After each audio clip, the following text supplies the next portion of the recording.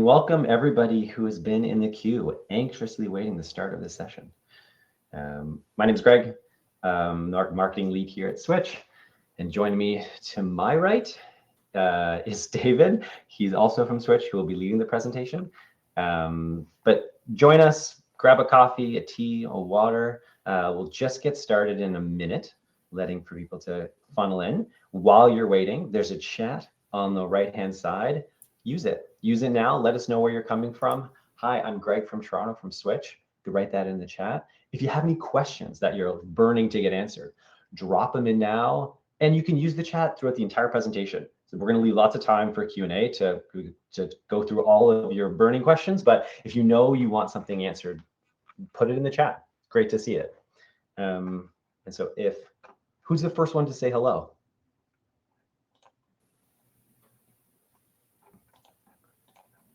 Who's going to be? There we go. Jamie's going to say hi. Thanks, Jamie. Hi, Axel. Welcome. Colin. Welcome. Okay, so we've had a bunch more people come in. Hi, Roberto. Hi, Heather. Welcome. So we can kick this off. Mark, John, great to have you guys all here. So as I said off the top, my name is Greg. I'm the marketing lead here at Switch, but I'm going to be passing this over to David and Jamie, who's going to lead the kind of the core part of the presentation, talking about the program, and then I'll come back on to do some question and answers. So as I mentioned, questions, put them in the chat, let us know, and otherwise I'm going to pass it over to David and Jamie. Take it away. Thank you so much, Greg. So we can jump right into it here. Again, really appreciate everyone being here today and taking the time to learn about this program. It's a very exciting time for everyone here at Switch. And hey, there you go, Jamie. And we can jump right into it.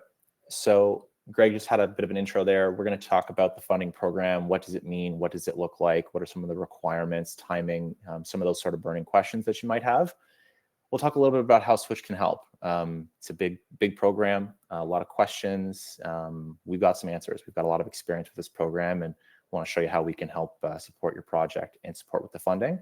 And then like Greg mentioned, we've got a lot of time at the end for questions. Feel free to use the chat in the meantime to ask them as we go through the content, but we'll spend some time at the end addressing any last minute questions. So jumping into the funding, the fun stuff. What is this program? You may have heard of this at some point. It may have come up as something that you've applied for in the past or that you've heard of if you're, depending on where you are in your EV journey. It's a federal government program that's administered through Natural Resources Canada. It is designed to support the acceleration of zero-emission vehicle infrastructure through the deployment of EV charging stations across Canada. That can be for public and private sector entities, Indigenous organizations, nonprofit organizations, really trying to just accelerate that growth of EV and the EV infrastructure, which is so key to ensuring that, the great user experience that everyone wants to have with EVs. And we've got a lot of experience working with this program. We've got over 2,000 of our Switch EVs our Switch EV chargers that we've helped our clients secure funding for through ZEVIP over the years. So a lot of experience working with this program and excited for it to come back again in 2024. So a little bit more detail on specifically what the program entails. I do want to caveat though, before we jump into some of the details, everything that we're going to present today is based on previous intakes. The new program has not officially been announced. We expect it to come to be open in the next month or so. They're saying spring 2024 at this point, which you'll see. So just want to caveat that. We expect a lot of the details to remain the exact same, but everything we're presenting today is based on previous intakes. So it's a funding program, covers up to 50% of your total project costs as it relates to installing EV charging infrastructure and chargers at your project. We'll touch on specifically what total project costs means. It's a bit ambiguous, and the specifics of the funding, but a lot of great opportunity to support your project with some funding. Again, applications expected to open imminently, spring 2024. And there are some minimum requirements in terms of the amount of chargers that you're installing. So one 100 kilowatt charger, 2 50 kilowatt chargers, or 20 level 2 chargers per application. So we'll dive into a little bit more of how that all plays out when it comes to funding. If we're looking at level 2 charging, which is maybe more so for your multi-residential or sort of your daily charging. We're looking at 50% of your total project costs for most applicants, up to a max of $5,000 per connector.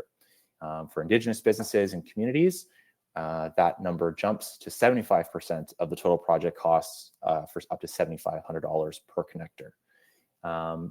With the fast charging, you see there's some really great opportunity to get some great funding there to support, public or retail charging opportunities, where the funding for the sort of lower end level 3 chargers starts at about 50% of total project costs, up to $15,000 per connector, ranging all the way up to over $100,000 per connector for some of the really fast 200 plus kilowatt chargers. So again, we can support sort of understanding based on your project needs, what's required, and sort of how that all factors into the funding decisions to make sure that you're getting the most out of what you're looking for.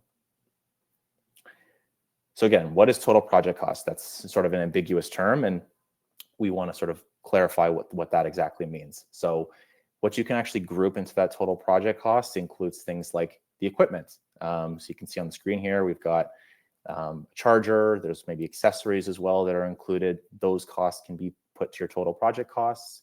Your professional services, so technical, contracting, installation, any of those types of works, those can all be grouped into your total project cost.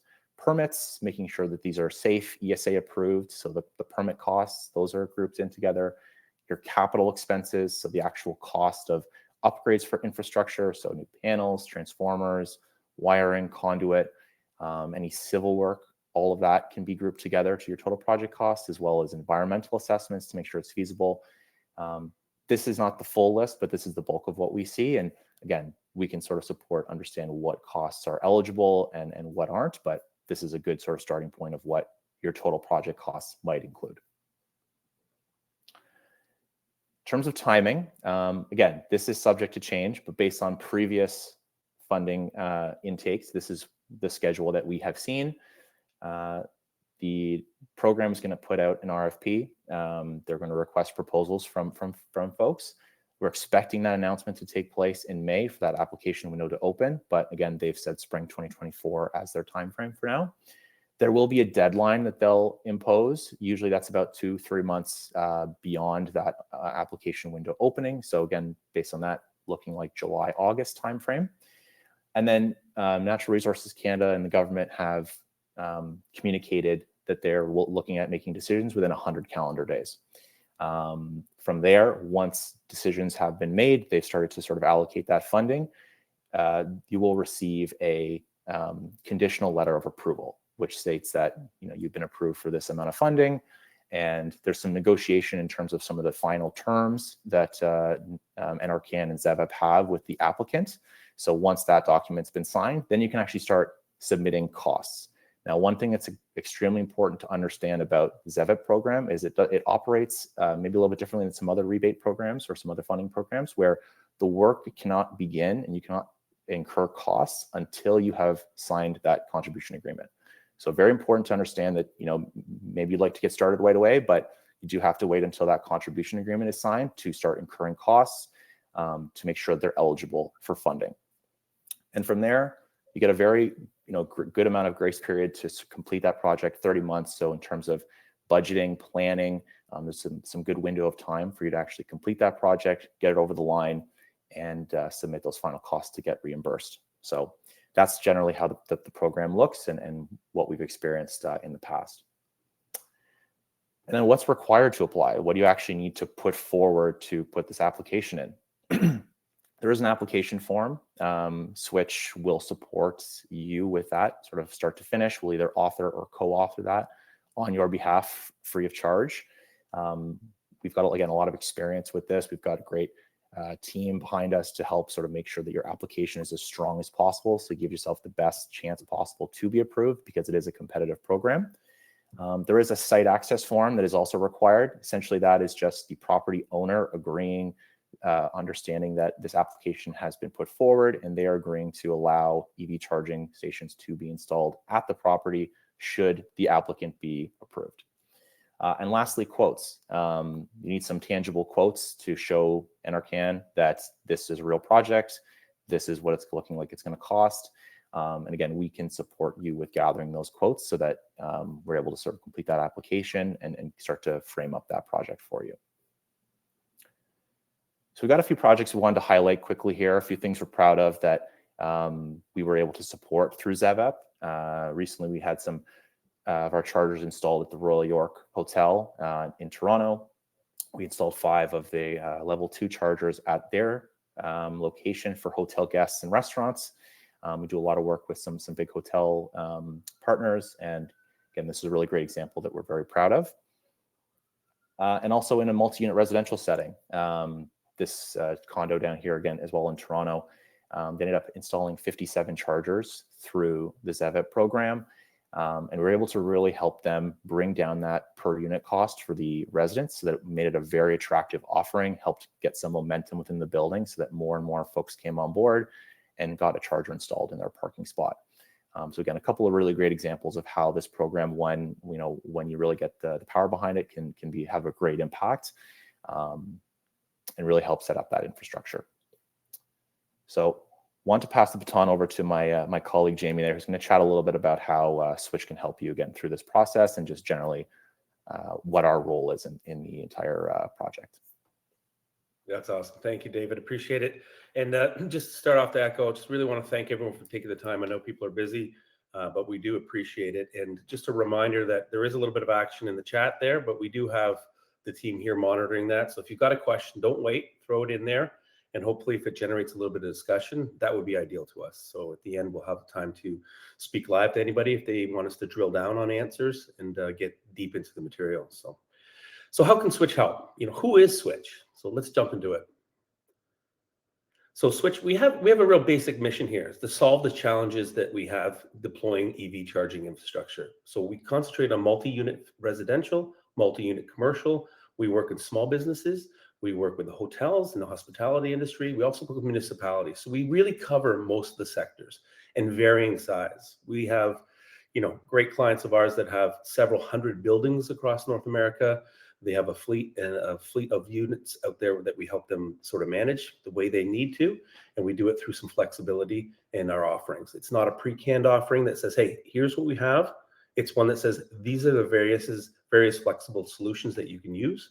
And we're going to help you manage the way you need to manage for your guests, or your tenants, or for your staff and anybody in the public if you wanted to look at a revenue generating model. So next. So who exactly are we? This is Carter Lee, our CEO, still CEO and founder. We were founded back in 2016. Carter was an EV enthusiast, wanted to get a charger into his condo, and they said simply, no, it just doesn't work. We can't do it. He said, well, how much do I have to pay to do it? They said, it doesn't matter. It's impossible. It's a shared energy source. We can't sort of monitor it the right way. So Carter saw a gap, and we started Switch. Here we see we have over 10,000 chargers on our network that we constantly monitor. It's actually closer to 15,000 now. We're doing about 1,000 to 1,500 a month right now. So very busy days. Lots goes into that. Make sure that it's not just an appliance on the wall. It's something that we use for people to get the best benefit they need to. That could be simply putting it up for the public access or for specific needs. And we're going to jump into a little bit of that. We're quite proud of the 99% uptime. We're constantly pinging these devices and making sure that we are the ones that take care of them. It's not a new amenity that our clients need to manage themselves. We're there serving our clients and serving their clients, the driving population for these EVs. Next slide. So how do we do it?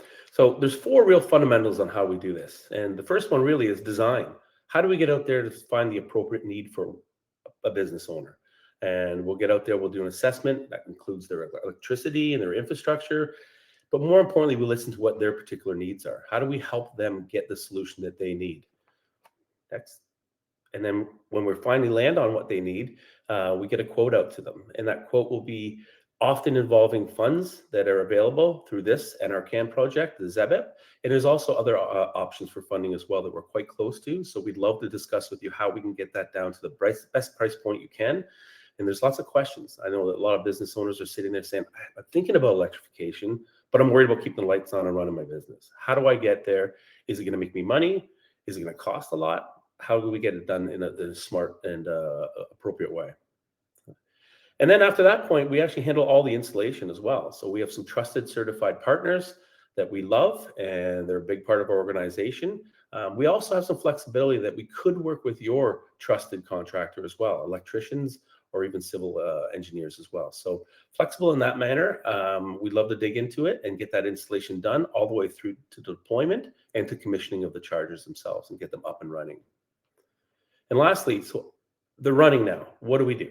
So day 2 is such a big part of this too. We're not done at that point. We actually take full responsibility for those charging units themselves, and we manage not only you for what your needs are. We're going to dive into some of the ways we do that, but we also are the front-facing people for your clients. So that could be your tenants, that could be your staff, that could be the public that's using these as well. So we're open 24/7, 365 with Switch employees who are there to manage all the customer service, technical requirements, and admin. And we're also proactively, as I mentioned in the past, pinging these devices through our web platform to make sure there's uptime, and we can do remote diagnostics, and we can actually reboot them and keep them up online. And if not, then we have to roll a truck and we'll take care of that unit for you. Next slide. Okay, so how do we do this with the hardware? So there's a couple different elements to this. Switch is hardware agnostic, so we don't manufacture these devices. We work with the best in class that the world has for the chargers themselves. It also gives you some flexibility on what charger fits your particular situation best, and that gives a lot of options to you, but we have lots of recommendations. We'll be with you the whole way there. There's an acronym there, OCPP, Open Charge Point Protocol. Nothing that you need to worry about, but an analogy will help understand what that is. What that is our environment is like the cellular environment when you have an unlocked cell phone.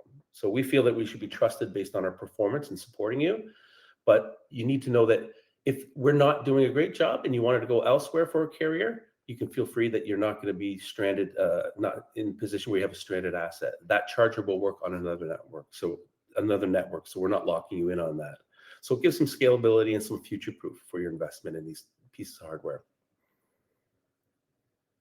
Here's a picture of some of our favorites, some of the ones that we use most. Zero has been great, light on. We're extremely excited with the new relationship with LG. They have a first-in-class unit as well on level 2, so we're excited to get more and more of those out there. We just did a large project in Chicago at Wrigley Field, and many more to come here. So we also work in what's called level 3, so DC fast, superchargers you may hear about there. Lots more expensive, completely different sort of position in the marketplace, but there are options if you're looking for a little bit of a different model there. A couple different ones there, but we'd love to talk a little bit more if you wanted to dive into what meets your needs. So Switch OS, that's our software, essentially our backbone. So Switch, our core competency really is that we're a cloud-based EV charging platform.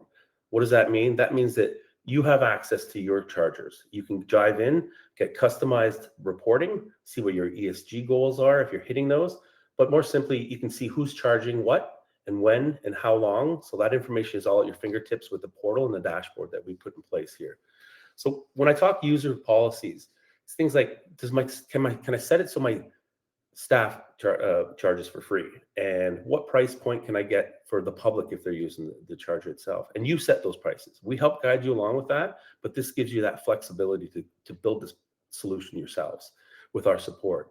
Little things like loitering enforcement. If people are parking in that parking spot, they're fully charged, but they're not moving their vehicle, we can enforce them to move by charging a penalty that would be at your rate. So this also allows us to collect all revenue from these charging units and remit all of that money back to you as the energy source owner. And we give some reporting on how the return on the investment for these units are coming. So how do we charge it? What is that driver experience really like? Well, it's important to us, and I'm sure it's important to you if you put one of these on your property or in your building.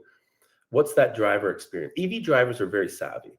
They want to have the best experience they can have, and they want it simplified.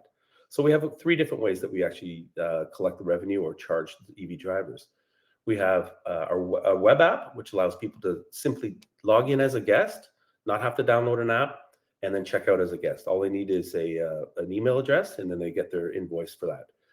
We also have our app, which is iOS and Android, and allows them to create a profile. They can favorite certain chargers in their area. They can check availability. They can check price points. And then they can also have a digital wallet in there, much like a Starbucks gift card, digital wallet where they can have funds topped up and they can pay through that app itself.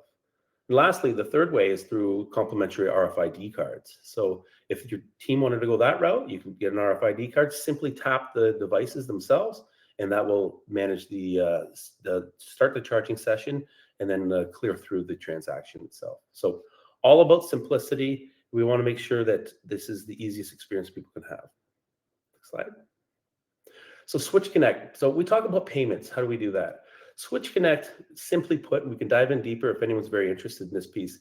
It's open APIs. And what does that mean? That means we're allowing people to take our web app experience and give us access through their particular solutions. And one of those solutions would be, say, a condo, for example. They have a smart building property tech company that they work with that gives them access to their building, access to their parking garage, access to their HVAC system, climate control, all different functions. And what we've done is we've opened that up to partners like Smart One Valet, other different partners that allows them to put our app within that app. So they're easy to use, one that they're used to, and we can tag in there. And so they're not carrying different applications on the device itself.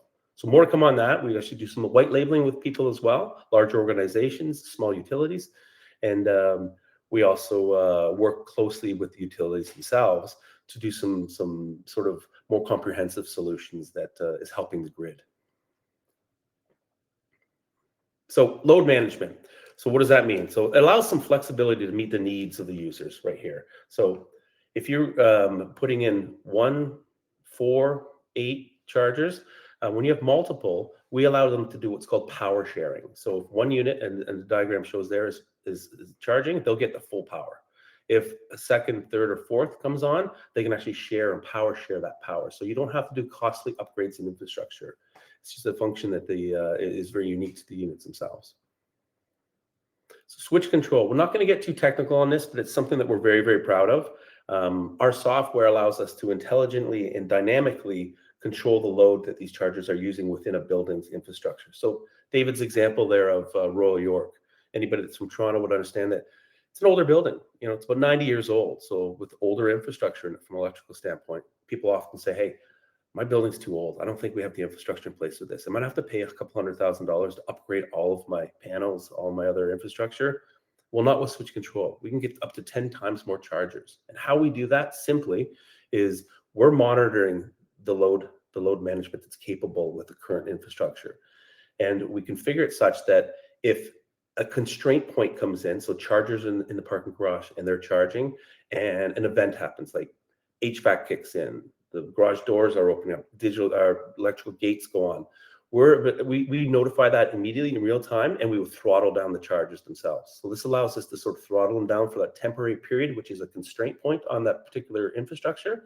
And as soon as that event is completed, we bring them back up to full charge. They don't lose charge. They just get throttled down a little bit. And typically we find with level 2 charging, the dwell time, which is the parking time, is often overnight or it's several hours. So pulling them down a little bit and treating those chargers as secondary or tertiary to the infrastructure of the building requirements allows us to put more chargers in there, full ESA approval on this. And it's something we'd love to talk to you a little bit more about. So how can we help? As I said, there's some action going on here. We'd love to have the ability to sort of have a bit of a discussion, so we'll open up for people, but we've been very, very successful with this. Our friends at NRCan have been fantastic. We're super excited for this last intake, and it is in fact the last intake from what we understand. So we'd love to help you along, guide you along with that, and see what we can make your electrification needs.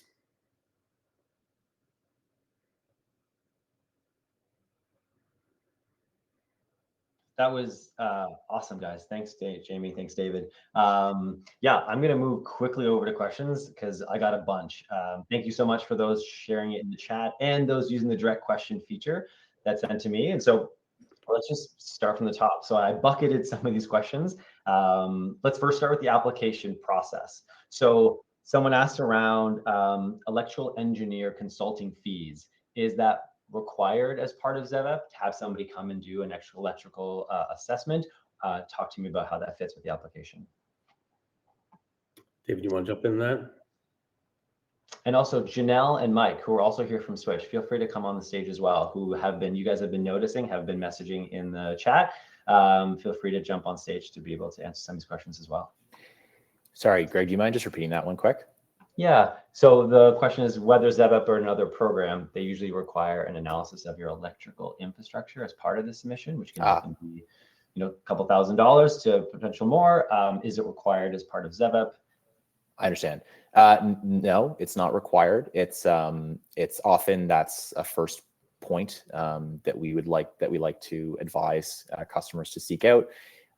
It's a great piece of information to understand where your electrical infrastructure stands, what kind of capacity you have left, and to essentially just give yourself more information for future. It also just helps us provide some scope and some clarity on what's possible at the property. Right. On the application process, what does Switch charge to help us apply, and do they get any of the funds for themselves? Is there a cost? Yeah, I can take that. Yeah, no, there is zero cost to that. And we do not take any of the funds themselves. We're simply acting on behalf of our trusted partners, on behalf of our clients. We'll put the application through for them, and there's no fees at all to that. And we do not get any of the funds. The funds are for the project itself. Certainly, we're part of the project with our infrastructure, but no, it's nothing that we get paid for. It's simply just make sure we're getting more units out there for our clients. And then what are eligible expenditures for an approved project? What's eligible? If you want to flip back to that slide there a little bit, I'll start on it though, because there's a lot that people don't understand with this, and I think that we got to make sure that they're clear. This is, it's not just the infrastructure itself, right? There's the consultation fees, there's energy assessments, environmental assessments as well. So the full scope of the project, the only thing off the top of my head here that they're not using is ongoing recurring fees, but anything that's relevant to the project itself, including consultation fees as well, are all applicable. Awesome. So I just dropped in the chat some of the eligible expenditures and then what's not eligible. Perfect. Great. And another question about the ability to get funding. Is it realistic for a privately owned company to be successful to get funding for a project? It's a great question. Yeah, absolutely it is. ZEVIP is not here to sort of only look after significant property owners downtown Toronto. In fact, they're quite the opposite. I would say that they're really interested in, what we call gap fills, right? Up north, underserved communities. Privately held is absolutely eligible for sure. Encouraged, in fact. Just to join in on what Jamie said, the whole purpose of the ZEVIP program is to increase the charging infrastructure across Canada for all Canadians. So, as long as you fall into one of the eligible use cases, then 100%, it is reasonable to hope for approval. Next batch of questions is about a bit of condo talk. So question, does EV charging make sense in a condo who pay flat hydro rates? I'm not sure if I understand the question fully here. So yeah, I guess in the question, does it really matter about the hydro rates? Does it really matter based on the rates of the building? Yeah, it doesn't matter about the rates of the building. I mean, if you are hooking up to a power supply that is shared, that all the condo owners are paying for, then you obviously have to worry about when an EV driver plugs in to charge their vehicle, who's paying for that electricity? Obviously, everyone's going to want the EV driver to pay for that electricity. So 100%, our solution will help to account for that. And if you're going to be installing chargers, you do need to have some kind of managed solution to allow for that billing and payment capabilities so that only the EV driver is being charged and pays for their electricity consumption and nobody else is. Yeah, it's great. I'll jump in real quick just to add to that, though, is that our clients, in this case, the condo board, would set the rates that they feel is important to charge. So they're allowed to charge what they want. Typically, a condo, obviously by nature, it's a co-op. They're nonprofit. We would help them with that. We've got a fantastic onboarding team and customer success group that looks at taking the opportunity to assess what their 6 months of usage is per kilowatt. We'll make sure we can help them match that and make sure that people are paying their fair share in that type of environment and not necessarily overpaying. Now, in a public setting, you may want to charge a surplus on that, make a more of an ROI, but completely different sort of options. One just came in from Colin here. Are there any requirements for a level 3 charger in underground parking? I'm thinking of ventilation requirements or fire suppression requirements. Well, we have quite a few, particularly in Toronto as well, and we have some vehicle to grid sort of solutions there. But I don't want to say there aren't any requirements at all, Colin. I appreciate the question, but I'd rather get our engineering team to look into that. We do it all the time. It's a function that we do.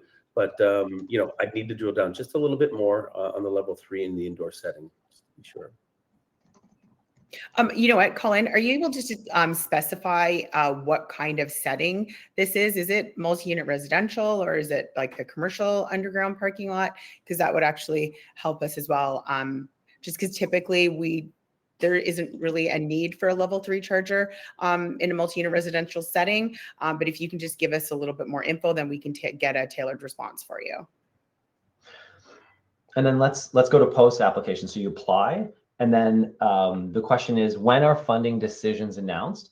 How long does it take to finalize the contribution agreement?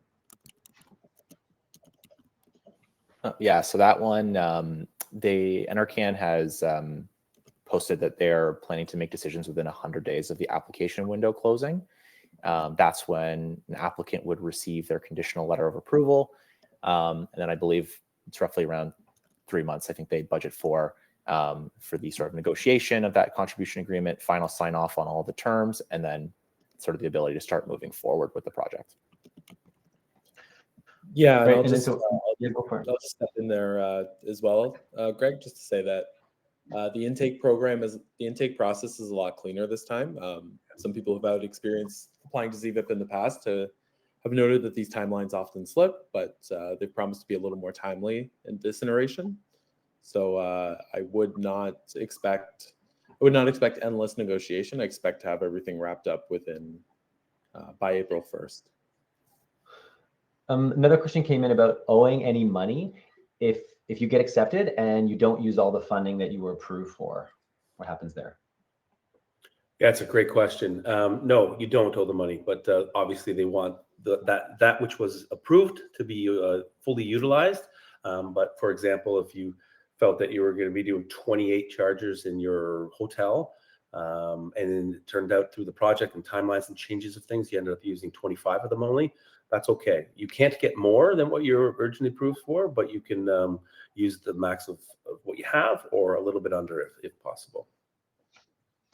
What happened if project costs increase from the time you applied and approved to the time you actually do the costs? What happens then? It's a good question. I mean, it does happen. Unfortunately, the actual approval itself is based on per charger costing and number of chargers as well. So we would have to try to be quite accurate on that application. Great, thanks for that. So those are the questions that came through the system. Those are some awesome ones. Thanks very much. People who are still with us, any other kind of burning questions? And then I'll also open the floor to David, Janelle, Jamie, and Mike for anything that either hasn't been shared or something that you wanted to provide some advice or guidance to people on. Kind of open floor right now. Sure, we'll open up, see if anyone has anything. I'll start it out a little bit, though. They're great questions, by the way, and we understand here that this is not your core competency. You're busy running a business, right? And it can be confusing, it can be intimidating. Some people are doing this simply just to get their ESG goals or for pure sustainability.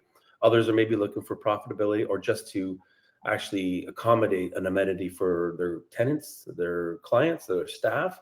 So if you have questions, we're here for you on this. This is what we do for a living. And it's very important to us that you're getting the support you need, not only for the application itself, but who in my area has chargers? How do we assess where we can fill a gap? Is it worth our while?